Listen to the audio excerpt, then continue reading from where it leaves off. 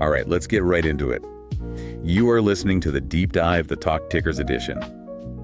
Today, we are stripping down the machinery of the American housing market to see what's actually, keeping the gears turning. Yeah. We're looking at the Q4 2025 earnings for Century Communities, Inc., ticker symbol CCS. This is a fascinating one because if you just glance at the headlines, you might think, okay, business as usual. But when you look under the hood, it feels less like a traditional growth story and more like a survival manual for a high interest rate world. The headlines are certainly loud, but the details are, well, they're messy. We have record orders, we have shrinking margins, and we have a management team that is essentially betting the farm on their own stock price. Right. The theme here is explicitly pace over price. Which is really just corporate speak for keep the factory running at all costs. Exactly. We're going to unpack exactly what that costs and what it buys them. But before we dissect the strategy, let's look at the scoreboard. Tuesday, February 3rd, 2026. The numbers drop. The market looks at them and shrugs. It was a total non-event. The stock closed down, what, 2 cents? Negative 0.03%. Which is rare for an earnings print. Usually you get a pop or a drop. A flat line is it's just weird. A flat reaction usually means the market is conflicted. They saw volume numbers that were frankly incredible, which we'll get to, but they also saw profit margins that are getting, uncomfortably thin. Right. It's a classic trade-off. Do you want growth or do you want profitability? Century said, we'll take the volume, and the market is still kind of standing on the sidelines deciding if that was the right call. Okay, so let's look at that trade-off in the numbers themselves. Right. We had a split decision on earnings per share. Right. So if you look at GAAP EPS, the strict accounting number they missed, they came in at $1.21, and the street wanted something closer to $1.30. So on paper, they underperform. On paper. But then you have the adjusted EPS where they strip out impairments and one-time charges. On that metric, they crushed it. $1.59 versus an expected $1 another nine. And revenue beat estimates too. It did. Came in at $1.23 billion, even though that's down slightly year over year. I usually roll my eyes when companies lean too heavily on those adjusted numbers. It often feels like moving the goalpost just to make the quarter look better. I get it. But in home building, those impairments, writing down the value of land, they're real costs, but they are non-cash in the current quarter. Precisely. It's accounting cleanup. But the number that really, really matters here, the one that explains the pace over price strategy and the one that actually surprised the street, is the order volume. This was the anomaly. Walk us through the seasonality here, because Q4 is supposed to be dead. Historically, yes. It's the holidays, it's winter, nobody wants to move in December. For Century, sales usually drop about 6% from the third quarter to the fourth. It's just the rhythm of the business. But this time, they jumped 13%. That is a huge swing against the trend. It's a company record. 2,702 net new home contracts in a high-rate environment in the dead of winter. That's not normal behavior. Okay, so this is where we need to put on the detective hats. Demand didn't just magically appear in December. Mortgage rates are still high. People are still stretched financially.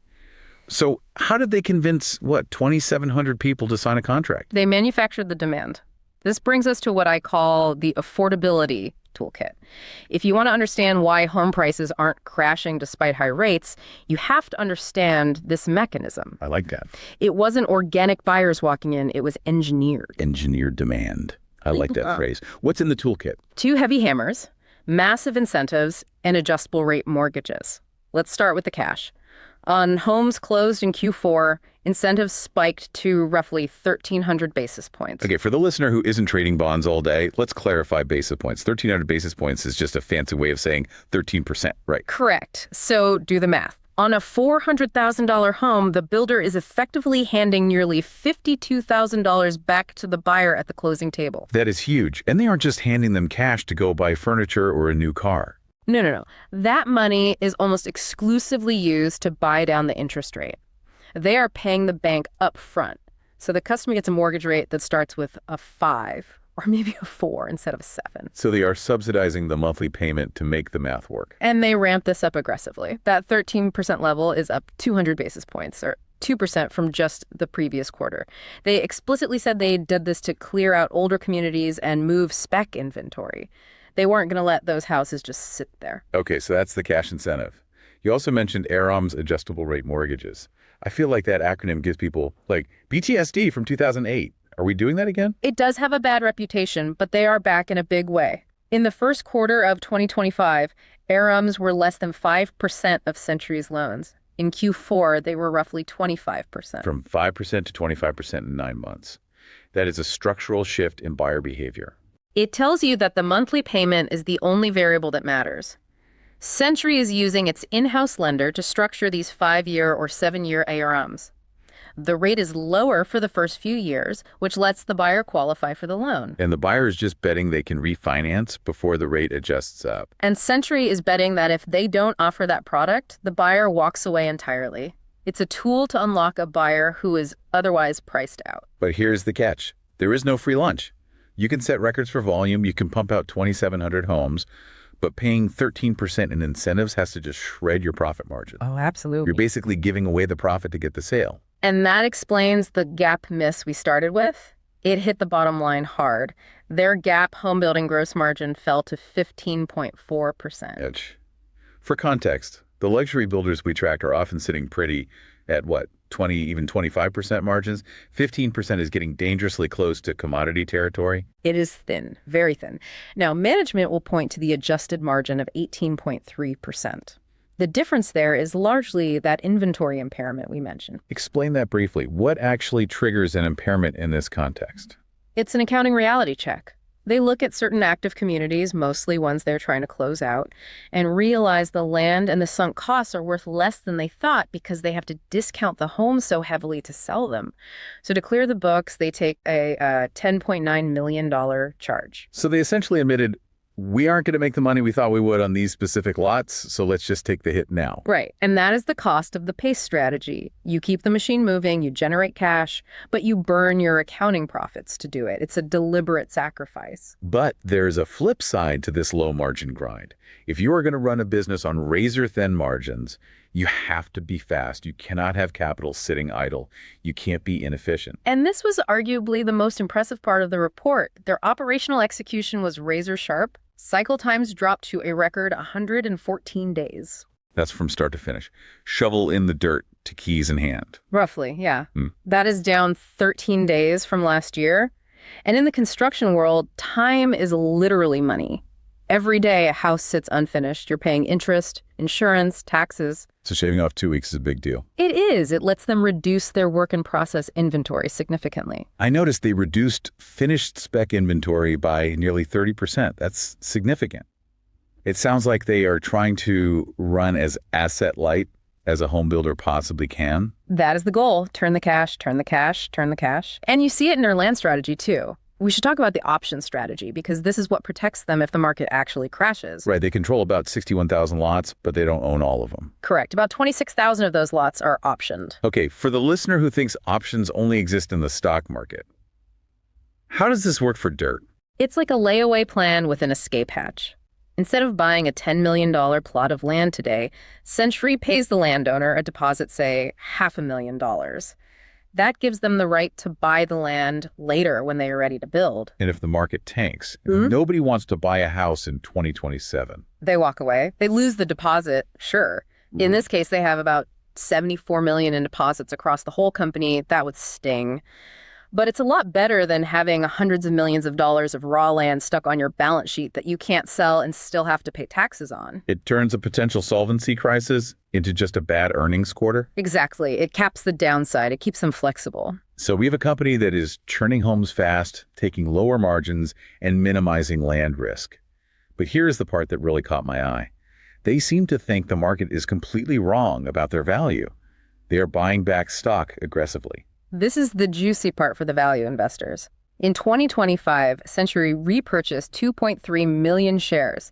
That is 7% of the entire company. Wow, that is a massive buyback yield, buying back 7% of the company in 1 year. It is aggressive. And look at the price. They paid an average of $63.32 per share. Now compare that to their book value, the actual accounting value of their assets minus liabilities, which just hit a record of $89.21. So they are buying a dollar bill for roughly 63 cents. That's the argument. They are buying their own equity at a 29% discount. Management essentially said, the best investment we can find isn't more land, it's our own stock. But this creates a paradox. If the book value is really $89, why is the stock trading at 63? The market isn't stupid. What is the disconnect? The market is skeptical of the book. When a builder trades this far below book value, investors are signaling that they think the land values are inflated. They think more impairments coming. They're pricing in a future recession where that book value gets written down to match the stock price. But by buying back stock, management is basically calling the market's bluff.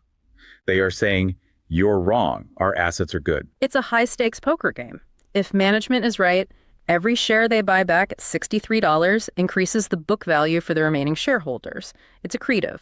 If the market is right and housing crashes, they're spending cash they might need later. Speaking of later, let's look forward. They've cleared the decks in Q4. What are they telling us about fiscal year 2026? Are they expecting a boom? Definitely not a boom. Cautious is the word. They're guiding for 10,000 to 11,000 deliveries, revenue somewhere between 3.6 and 4.1 billion. But there was some real anxiety in the Q&A regarding the spring selling season. Which is basically the Super Bowl for this industry. If you don't sell in spring, you have a bad year. And the preseason is looking a little shaky. They admitted that sales pace in January, essentially right now, is slower than it was last year. That's a red flag. Yeah. So leads are up, but people aren't pulling the trigger. Exactly. Traffic is there, but the conversion is harder. They were very frank about it. They said the 2025 spring season kind of fizzled out despite high hopes, and they are terrified 2026 might do the same if interest rates don't come down. So Q1 is going to be the low point. Without a doubt. They guided for seasonally low deliveries in Q1, roughly 2,100 homes. They are hoping for pent-up demand to release later in the year. But hope isn't a strategy, which brings us back to why they're keeping those incentives at 13%. They can't afford to take their foot off the gas. It feels like they're positioning themselves to be flexible. If the market rips, they have the land options to ramp up. If the market stalls, they have the pace over price strategy to just grind it out. They are the flexible operator. They can throttle land spend down or ramp starts up, depending on what the Fed does. But that valuation gap, that is the thing that keeps you up at night. All right. We've covered the mechanics, the margins, and the macro anxiety. Now let's pivot to a segment where we throw caution to the wind. Please state the disclaimer before I get us sued. This is emphatically not financial advice. We are just two voices analyzing a transcript. Do your own diligence. But if we were sitting on a hedge fund investment committee pitching a high conviction trade based on this specific data, what's the play? I've been thinking about this. I'm calling it the book value liquidation play. Sounds ominous. Lay it out. Here's the setup. Century is trading at $63. Book value is almost 90. They are turning inventory faster than almost anyone else, 114 days. And they are buying back 7% of their float every year. Okay. The trade is a pair trade. You go long Century Communities, CCS, and you go short a high premium luxury builder, someone who relies on 40% gross margins and sells $2 million mansions. Interesting. So you're betting on the grinder against the aristocrat. Why? Because in a higher for longer rate environment, the luxury buyer eventually freezes up. A luxury builder can't just hand out $200,000 in incentives to move a mansion. Their margins would collapse. But Century, they are selling to people who have to buy entry-level, needs-based housing. So Century keeps grinding out that 15% margin, churning cash, and using every penny to buy back their own stock at a discount. Precisely. You are basically partnering with management to liquidate the float at a discount. Even if the stock price goes nowhere, your share of the pie gets bigger every day because of the buybacks. You hedge the market risk with the short on the luxury builder, and you ride the accretion on Century.